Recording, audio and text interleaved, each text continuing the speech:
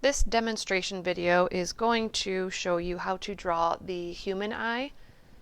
So if you chose the human eye, it's going to be a close-up drawing of the eye, which has tear duct visible, has the white part of the eye, the colored part, the iris, the dark part in the middle, the pupil, which is where all the light is absorbed in your eye for you to see. The edge of your nose will be visible, and you get to decide, is it on this side or this side. Your eyebrow should be visible. You should see some wrinkles in your eyelids, some wrinkles down here around the bottom of your eyeball, and then some eyelashes as well. So the first step is going to be drawing your eye on your paper, and you should be working on a paper that's around 8.5 by 11. Just computer paper is fine if that's all that you have. If not, a piece of nice drawing paper works well because you will be shading and then adding color.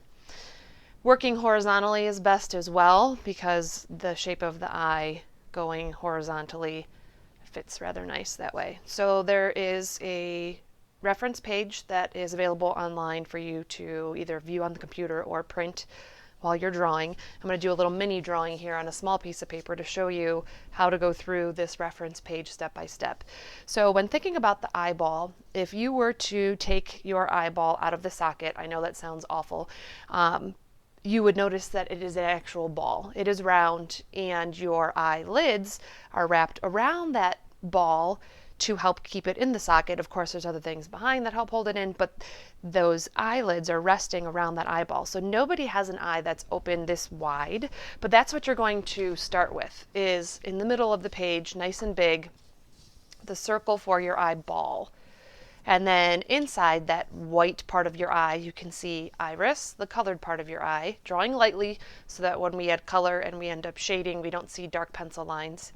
And then the pupil is in the center. If there's a reflection you want to add, because if you are drawing the human eye, you should be looking in the mirror so that you can see these details realistically. So if there's a highlight somewhere, reflection of light, you can draw that in as well to remind yourself, don't color that in when you get to color. So that's step one on this page, drawing the ball of your eye. Now we're going to start adding your upper eyelid and lower eyelid. And when you look in the mirror, you'll notice that your eyelids actually do get really close, if not touch, the top edge and bottom edge of your iris. So when you draw it on your paper, you can do the same thing. I'm drawing same direction as my example. Tear duct is over here. Upper eyelid comes up and touches the top of my iris, and bottom eyelid comes across and touches my iris. This is my iris connecting over here, and then these edges of the circle are going to be erased. You don't see these, but you want to kind of remember where those are, because your eyelids, which hold your eyeball in, the creases, when you open up your eyelid, and that's next on here, these creases are going to be right where the top of that ball is. So when you open your eye, you're going to get some wrinkles and creases from your eyelid kind of pulling back across the top of your eyeball. So there's some creases up here and underneath, a couple wrinkles. Edge of my nose is over here. If I want to add a little reference line for shading later, I can add that line. Now I need to add some other things like eyelashes and eyebrow.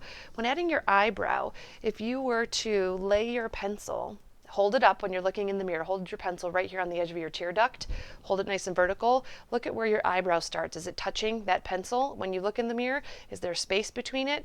Is your eyebrow passing it to the opposite edge of the pencil? So going straight up from my tear duct, if this is where my eyebrow starts, short little lines to establish where my eyebrow is. I'm going to go over those when I shade with ebony, but at least I have them mapped out right now.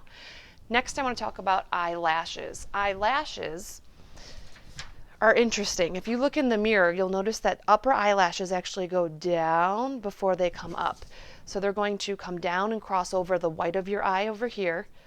And then when you get closer towards your iris, they actually come down and over. They're not touching your iris, they're just overlapping. They're closer to you than your iris is, but you'll see visually when you look in the mirror that they're overlapping each other.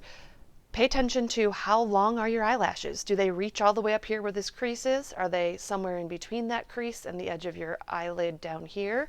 The lower eyelashes are going to go up first and then come down. And yes, your lower eyelashes are shorter than your upper eyelashes, so you shouldn't have matching eyelashes on top and on bottom. And yes, boys and girls both have eyelashes, so everyone should have eyelashes on their project. This is the first step, just simply drawing out what the eye would look like on your page before you move on to shading.